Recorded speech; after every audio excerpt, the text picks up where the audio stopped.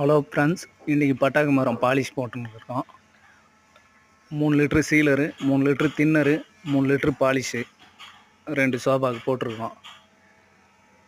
Polish வந்து சுற்றி போடுறது எதுக்கு போடுறோம்னா, துணி ஓட்டுறது லைன் தெரியும். அதனால் நம்ம சுற்றி குறுக்கா கிராஸு எப்படி ஒன்றா ஓட்டிக்கலாம். துணி சிக்காமல் ஓட்டணும். நம்ம எந்த அளவுக்கு குறுக்கா அதிகமாக ஓட்டுறோமோ நம்மளுக்கு மட்டம் கிடைக்கும். நம்ம சீலர் ஏற்றுறது, பாலிஷ் ஏற்றுறது இதெல்லாம் லைன் லைட்டாக வரும். நம்ம குறுக்கு ஏற்றுறதுனால அந்த கோடு லைன் மறையும், ஷைனிங் அதிகமாக வரும்.